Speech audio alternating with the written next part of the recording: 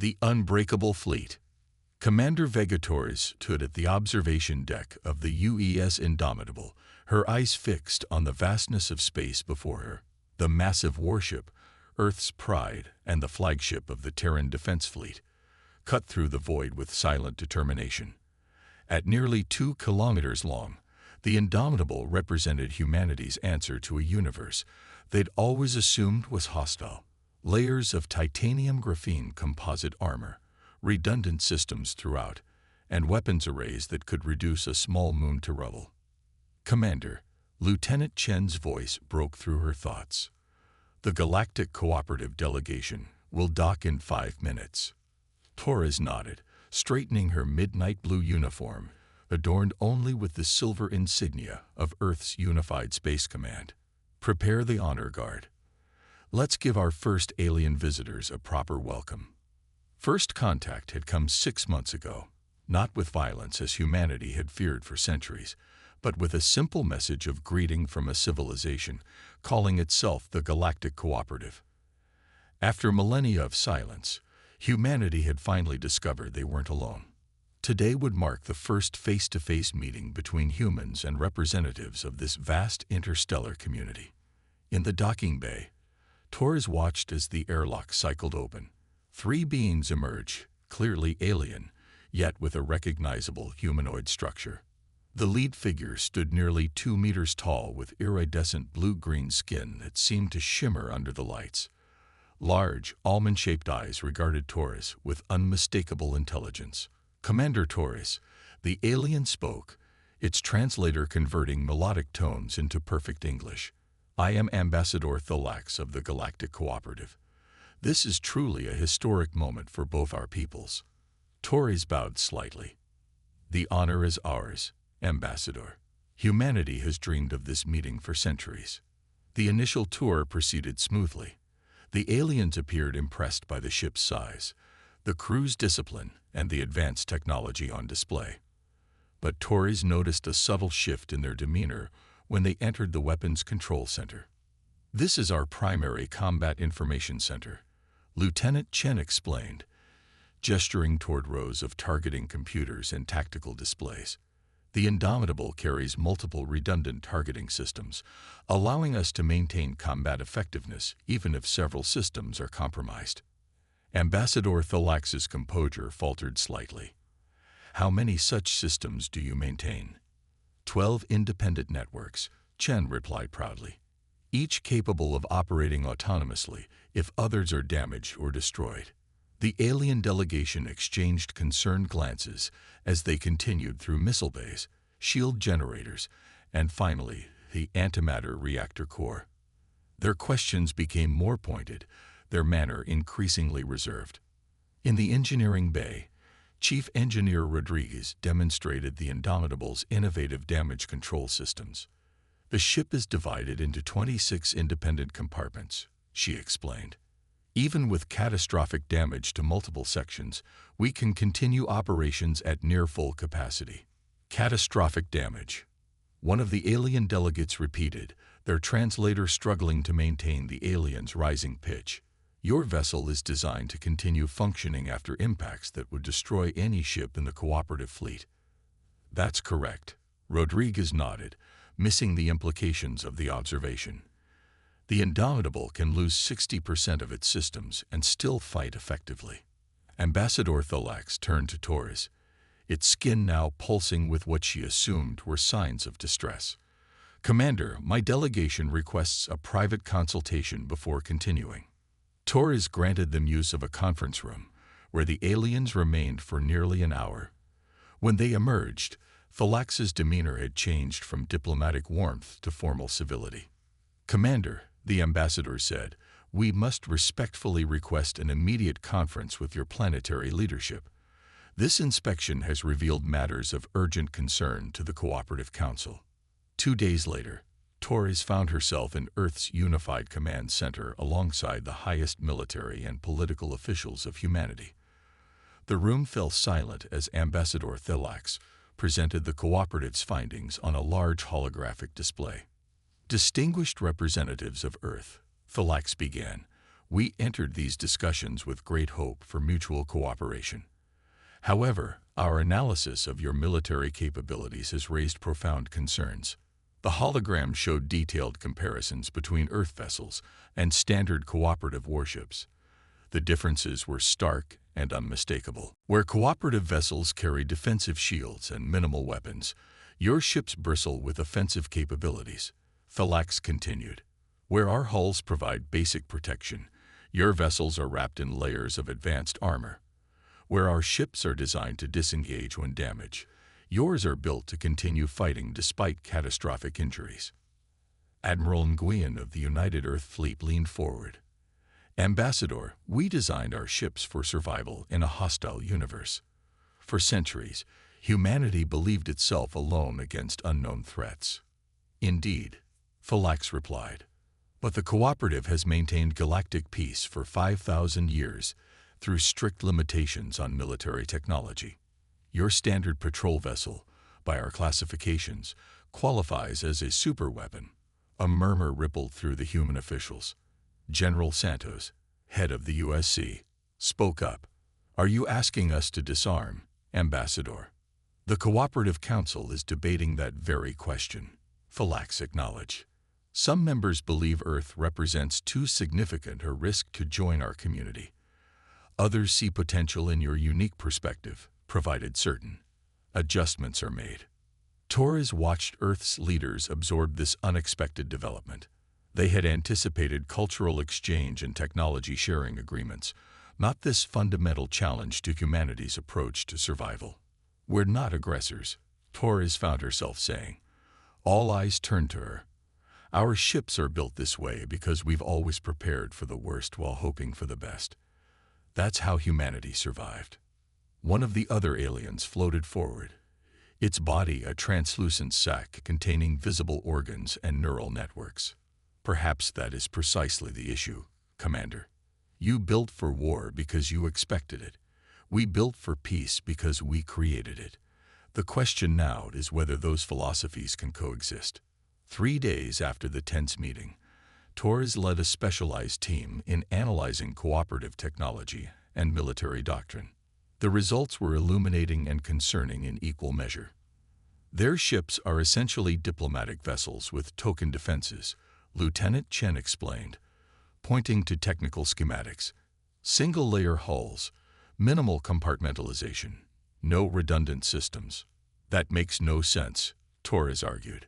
They'd been spacefaring for millennia longer than us. Surely they face similar dangers.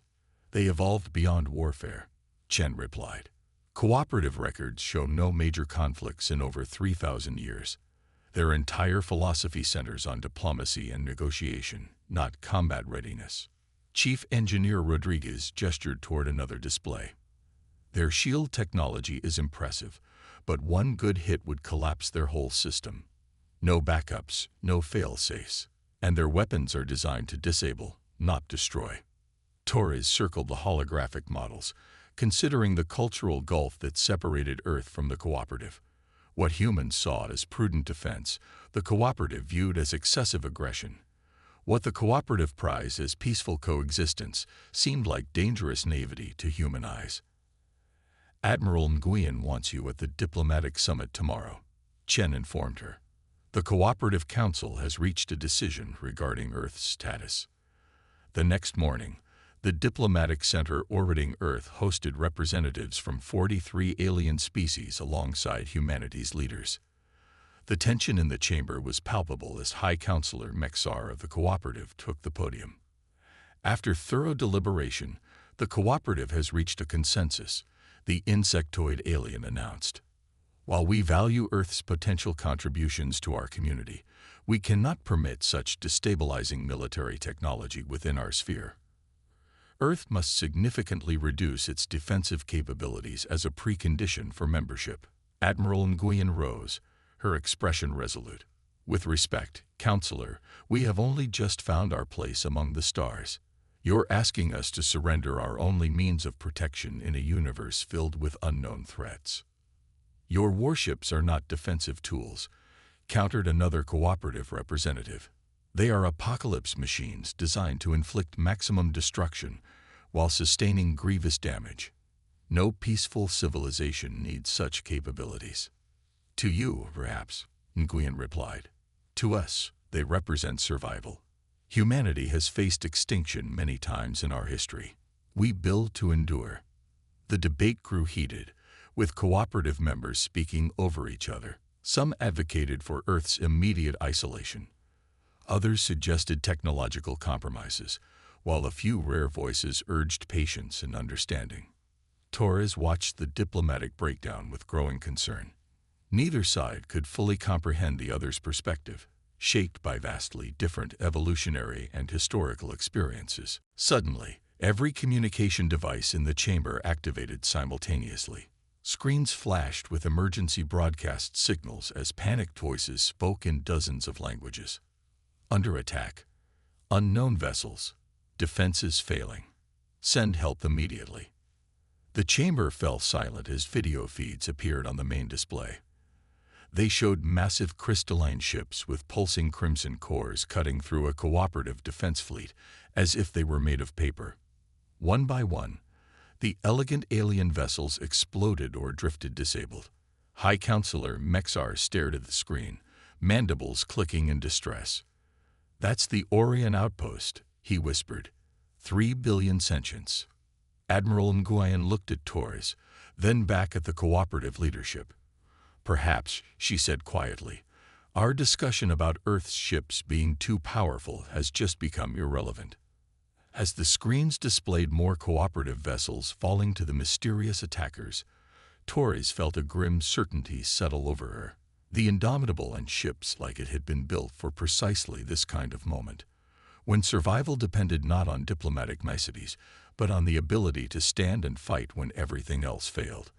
The emergency signals continued to blare as both humanity and the cooperative faced a threat neither had anticipated, but only one had prepared for. When warriors become heroes, the emergency broadcast signal blared through the UES Indomitable's command center as Commander Vega Torres rushed to the main console. Communications Officer Patul was already receiving transmission after transmission, her fingers flying across the holographic interface. Multiple distress signals from the Orion sector, Patul reported, her voice steady despite the chaos unfolding on the screens. Cooperative defensive line has been breached. 3 settlement worlds under heavy attack. The main view screen displayed tactical data alongside fragmented video feeds. Strange crystalline ships with pulsing crimson cores moved with terrifying precision through the cooperative defense perimeter. The beautiful alien vessels, designed more for ceremony than combat, stood no chance against the aggressors. Those aren't in any of our databases, Lieutenant Chen noted, studying the footage. Look how they're cutting through the cooperative defenses like they're not even there. The bridge crew watched in grim silence as station after station fell. The crystal ships showed no interest in communication or surrender. They simply destroyed everything in their path with methodical efficiency. Signal lost, Patel announced as another screen went dark. The entire sector has gone silent. 3 days later, Torres found herself in an emergency war council aboard the cooperative diplomatic station. The chamber, once a showcase of artistic beauty, now served as a crisis command center. The room was filled with representatives from dozens of species, but gone was their earlier confidence. Many appeared exhausted, some wounded. High Counselor Mexar sat at the head of the table, his exoskeleton now a dull gray from stress. We've identified the attackers, he said, his voice strained. They call themselves the Void Harbingers. We encountered them briefly centuries ago, but never in such numbers or with such advanced technology. He activated a holographic display showing one of the crystalline ships in detail. They don't negotiate or communicate. Their only apparent goal is consumption. Technology, resources, even living beings, all become fuel for their expansion. Why haven't they attacked before now? Torres asked. Our early warning network has kept them at bay, replied a Serpentine delegate. Until now. Mexar looked directly at Torres, his compound eyes holding both pride and desperation. Commander Torres, our vessels are being destroyed faster than we can deploy them.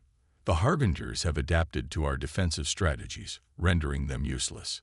He paused, mandibles clicking softly. We need your help. Torres couldn't hide her surprise. The same ships you wanted dismantled a week ago. Yes, Mexar acknowledged. Under cooperative oversight, of course. Admiral Nguyen, seated beside Torres, leaned forward. You want us to fight your war. We want to save lives, Ambassador Thalax interjected. Billions will die if the Harbingers reach the inner systems. Your ships are. He struggled to find the right word. Excessive by our standards. But right now, excessive force may be exactly what we need. Torres exchanged glances with Admiral Nguyen. The irony wasn't lost on either of them. The indomitable battle group can deploy immediately, Nguyen offered. 5 ships. That's all we can spare on short notice. 5 human warships, the translucent alien observed, its neural patterns pulsing rapidly. Statistical models suggest that may be sufficient to stabilize the front lines. Within 48 hours, final preparations were complete. The Indomitable led 4 other Earth vessels, the Defiant, the Sentinel, the Valiant, and the Resolute, toward the quantum jump point that would take them to the Orient sector. On the bridge of the Indomitable, Torres addressed her crew via ship-wide comms. This is not a battle we expected to fight, she said, her voice calm and measured. But it's one we're built for. The cooperative may not understand our ways, but today they'll see why humanity prepared as we did. Our mission is simple: protect the evacuation transports and hold the line until the civilians are safe. Her eyes swept across her bridge crew, seeing determination reflected back at her. We are the shield between billions of innocent lives and extinction. Show them what Earth's warriors are made of. The jump sequence initiated, and the 5 human warships vanished in a flash of quantum displacement, reappearing at the edge of the Orient sector. The scene that greeted them was one of devastation. Broken cooperative vessels drifted among the debris of shattered stations and outposts, and among them, dozens of Void Harbinger ships prowled like predators, their crystal structures glinting in the light of a dying star. Multiple contacts, the tactical officer announced, reading 53 Harbinger vessels. They've detected us. 17 ships are breaking off to intercept. Torres tapped her command console. Battle formation Delta. All ships, power to forward shields and weapons. Target the lead vessels first. The human battle group moved with practiced precision, forming a defensive screen in front of the evacuation corridor. As the Harbinger ships approached, Torres felt an eerie calm settle over her. This was what the Indomitable was built for. They're charging weapons, Lieutenant Chen reported. Energy signatures unlike anything in our database. Brace for impact, Torres ordered. The first volley from the Harbinger ships struck the human fleet with devastating force. Energy beams of crimson light stabbed across space, impacting against the Indomitable's shields with fury that would have instantly destroyed a cooperative vessel. Shields holding at 78%, Chen reported, unable to keep the pride from his voice. Minor damage to outer hull plating, sectors 7 through 9. Torres allowed herself a small smile. Return fire. All batteries. The Indomitable's weapons arrays lit up, unleashing a devastating barrage of railgun fire and energy torpedoes. The other human ships followed suit, their combined firepower overwhelming the Harbinger's defenses. 3 crystal ships shattered under the assault, their fragments spinning wildly through space. They're regrouping, Chen announced. New formation. They appear to be adapting their tactics. The remaining Harbinger vessels arranged themselves in a complex pattern, combining their shields into a more resilient defensive matrix. Their return fire came in synchronized bursts that hammered the human fleet with increased precision. Shields down to 40%, Chen reported as the ship shuddered. We've lost 2-point defense arrays and the starboard missile pods. Torres nodded grimly. Activate secondary systems. Transfer power from non-essential areas. Throughout the ship, backup systems came online, restoring combat capability even as damage reports flooded in. This was precisely what made human vessels different: their ability to take punishment and keep fighting. The battle raged for hours. The Void Harbingers, for all their technological superiority, seemed unprepared for adversaries that could absorb their attacks and continue fighting. The human ships, though damaged, maintained their defensive line, allowing dozens of evacuation transports to escape through the corridor behind them. On the Indomitable's bridge, Torres received a priority communication from the Cooperative Command Station. Commander Torres, Ambassador Thalax's face appeared on screen, awe evident in his expression. Your ships have accomplished the impossible. The evacuation is 70% complete. However, our sensors detect a new threat approaching: a Harbinger mothership. The tactical display updated to show a massive crystalline structure emerging from jump space, a vessel easily 10 times the size of the Indomitable, its core pulsing with blinding crimson energy. All ships fall back to secondary positions. Torres ordered, prepare for extreme contact. The mothership's first attack came not as weapons fire, but as a wave of energy that washed over the battlefield. Cooperative evacuation ships started drifting powerless, their systems disabled by the unknown technology. Some kind of dampening field, Chief Engineer Rodriguez reported. It's affecting the cooperative ships more than ours, but our power output is dropping, down to 60% and falling. Torres watched as the enormous Harbinger vessel approached, smaller crystal ships forming a protective screen around it. The mothership was clearly targeting the disabled evacuation transports, moving inexorably toward the helpless civilians. Position analysis, Torres demanded. Lieutenant Chen studied the tactical display. If the mothership maintains course, it will intercept the evacuation fleet in 17 minutes. Our current weapons range is insufficient to stop it. Torres stared at the display, weighing options that all seemed impossible. The dampening field was weakening their ships by the minute. Direct confrontation with the mothership would be suicide. Yet they couldn't allow it to reach the civilian transports. How close would we need to be for our antimatter torpedoes to breach its core? She asked. Rodriguez and Chen exchanged glances. Point-blank range, Rodriguez replied. Practically inside their shields. But Commander, at that range, the backwash from the detonation would. I know. Torres cut her off. She tapped her comm. All ships except Indomitable, concentrate fire on the escort vessels. Clear us a path. Then fall back to escort the evacuation fleet. Admiral Nguyen's voice came through, concern evident. Commander Torres, what are you planning? What we built these ships for, Admiral, Torres replied. To stand between humanity and extinction. Today, that means standing between the cooperative and extinction too. Torres turned to her navigation officer.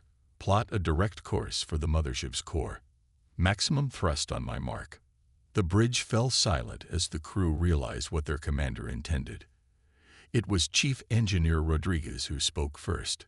The Indomitable's reactor containment can be modified to create a cascading antimatter reaction. If timed with the torpedoes, it would increase yield by roughly 300%. Torres nodded. Make it happen. Commander, Lieutenant Chen said quietly, the Indomitable has escape pods for 80% of the crew. Begin evacuation procedures, Torres ordered.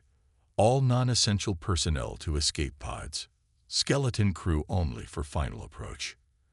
As the evacuation began, the remaining human warships executed their orders with precision, creating a corridor through the Harbinger escorts. The Indomitable's engines flared to life, accelerating the massive warship directly toward the mothership's heart. Torres watched as the distance closed. 3,000 kilometers, 2,000, 1,000. The Harbinger mothership seemed to recognize the threat too late. Its weapons concentrated on the approaching human vessel, tearing through armor and systems. Alarms blared across the bridge as compartment after compartment reported critical damage. Hull breaches on decks 5 through 17, Chen reported. Reactor containment at critical levels. All remaining crew to escape pods, Torres ordered. That's an order, Lieutenant. Chen hesitated only momentarily before nodding. "It's been an honor, Commander." As the bridge emptied, Torres remained at her station, manually adjusting the Indomitable's course as systems failed around her. The view screen showed the crystalline surface of the mothership growing larger, its crimson core pulsing like a malevolent heart. "This is for Earth," she whispered, "and for all the stars beyond." The impact was catastrophic. The Indomitable plunged into the Harbinger mothership, its momentum carrying it deep into the alien vessel's structure. For a brief moment, the two ships existed as one twisted mass of human steel and alien crystal. Then the antimatter torpedoes detonated, followed milliseconds later by the Indomitable's reactor containment failure. The resulting explosion tore both ships apart from within, creating a miniature star that briefly outshone everything else in the sector. When the light faded, the Harbinger mothership was gone. The remaining crystal ships, suddenly directionless, began to retreat in disarray, pursued by the human warships that had survived. In the aftermath, as rescue ships recovered escape pods and evacuation transports regained power, the Cooperative Council convened an emergency session. High Counselor Mexar addressed the gathered representatives, his voice solemn. "Today we witnessed something beyond our understanding," he said. "A sacrifice that our civilization had forgotten was possible." Commander Torres and the crew of the human warship Indomitable gave their lives not just for their own kind, but for ours. Ambassador Thalax stepped forward. "The Cooperative has maintained peace for millennia by avoiding conflict. We believe that preparation for war inevitably led to war itself. Today, we learned that sometimes being prepared for the worst allows one to hope for the best." 6 months later, in the orbital shipyards around Earth, a new class of vessel took shape. Built with human resilience but incorporating cooperative technology, these ships represented a new philosophy of galactic defense. On the observation deck of the nearly completed flagship, Admiral Nguyen stood with Ambassador Thalax. "The UES Torres will be ready for her maiden voyage next month," Nguyen said. "The first of the Guardian-class warships." Thalax studied the massive vessel. Where once he might have seen only an instrument of destruction, he now recognized something else: a shield for the defenseless, a bulwark against the darkness. "The Cooperative Defense Initiative has already approved construction of 50 similar vessels at our shipyards," he replied. "Though we still have much to learn about building ships that can endure. And we have much to learn about building peace," Nguyen acknowledged. "Perhaps together, we can achieve both." As stars glittered in the viewport before them, human and alien stood side by side, watching as a new era of galactic security took shape, one built on the understanding that sometimes the strongest shields are forged by those who have faced the fire and survived.